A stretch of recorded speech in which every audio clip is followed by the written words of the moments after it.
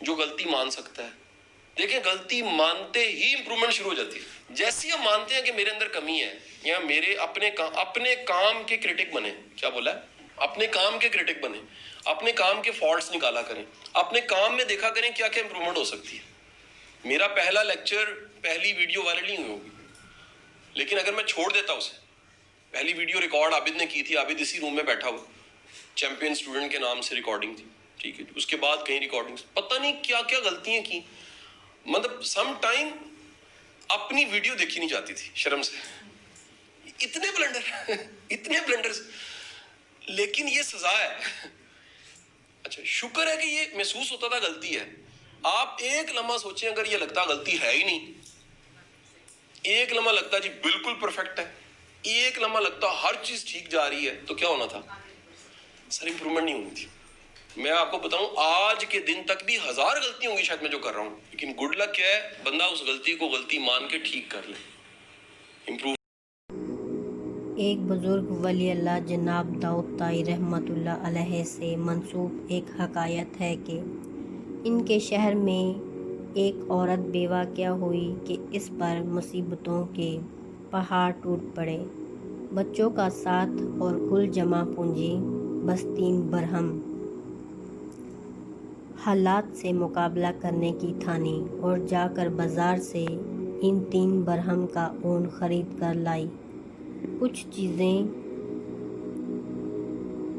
چیزیں بنا کر فروخت کیں تو 5 درہم وصول پائے. 2 درہم سے کھانا پینا خریدا اور 3 برہم کا پھر سے اون لیتی آئیں.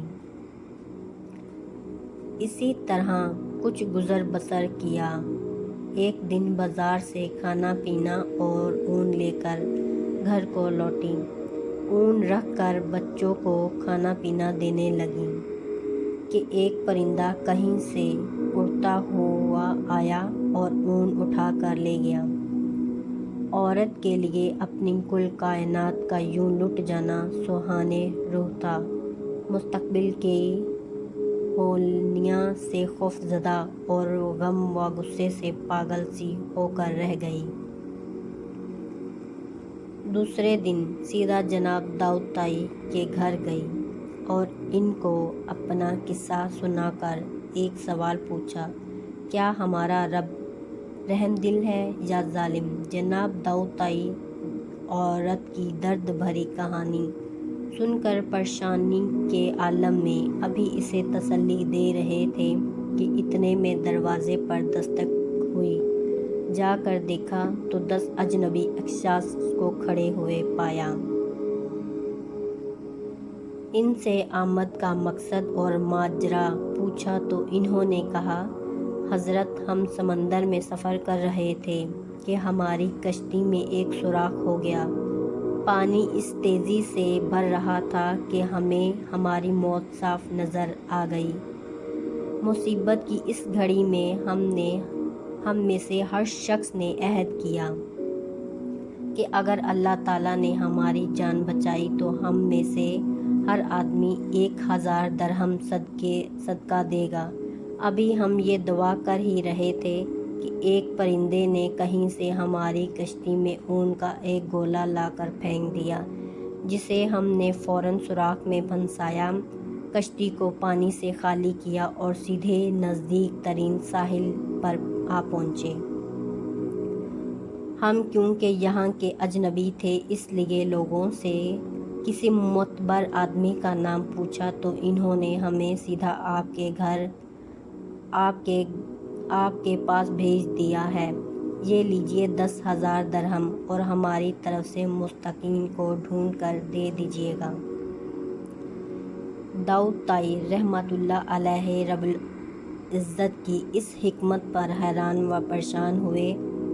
10,000 درہم لے کر سیدھا اندر اس عورت کے پاس گئے. سارے پیسے اسے دیتے ہوئے کہا, اب میں تم سے ایک سوال کرنا چاہتا ہوں کہ کیا تیرا رب رحم دل ہے یا ظالم؟ بیوہ عورت داؤد طائی رحمۃ اللہ کے چہرے کو تکتی رہ گئی. اس کی آنکھوں سے اشک جاری تھے, گویا اس کے جسم کا ہر حصہ، ہر بال رب کے شکر میں ڈوبا جا رہا تھا۔ اللہ کی اس تعبیریں ہماری آنکھوں سے پوشیدہ ہیں۔ اللہ کا شکر ادا کریں اور اس کی ذات پر مکمل بھروسہ رکھیں۔ وہ کسی کو بھی تنہا نہیں چھوڑتا۔